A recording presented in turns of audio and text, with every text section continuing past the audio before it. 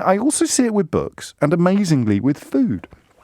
The the idea that when Jamie Oliver was on, and he's back in the news today, thank goodness, offering to help Boris Johnson out with his newfound war against obesity. But Jamie's campaigns, his passionate, beautiful campaigns to make children healthier, got tarred with this bizarre brush of middle class. Now, I mean, not only is he not middle class, he's son of an Essex publican, grew up above the shop, but the idea that eating healthily is even like real peasant food from other countries, like risotto.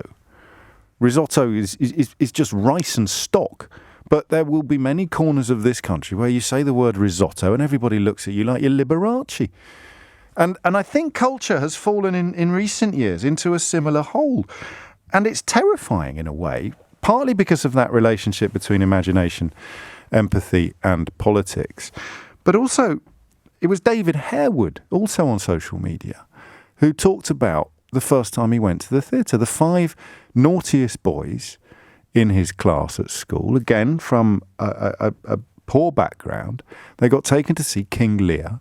They thought they were going to be messing about. I'll dig the tweet out for you, actually.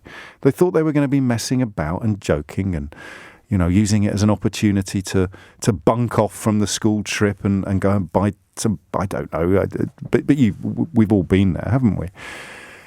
And the play was correct. The play got it. He was lucky. It was a brilliant production and it blew his teenage socks off. And he's now one of our finest actors, straddling the Atlantic like a thespian colossus. So it not only provides an antidote to poisonous politics, I also think it provides mobility, intellectual and social mobility. The fear I have, and I'd love to hear your thoughts on this, the fear I have is that by corralling culture as a sort of middle class pursuit, people are slamming doors in their own faces. And they're not just doors that would allow some social mobility. They're doors that actually make you a better, happier, more rounded person. You know, culture and art feeds our soul, whether it's a line in a poem. See, at which point now, if you're listening to me, at which point do I turn you off? At which point do you go, oh, for heaven's sake, James, get over yourself? Because I can wax lyrical about almost any aspect of culture. It's part of me. It's intrinsic to me. I can usually find a quote or a poem that expresses how I feel better than I can do myself.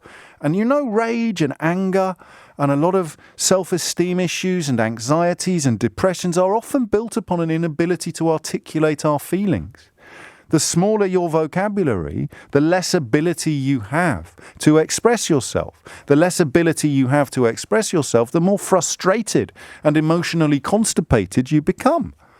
And it was while I was getting cross about the government's failure to support the arts that I found myself exploring this curious hinterland of inverse snobbery.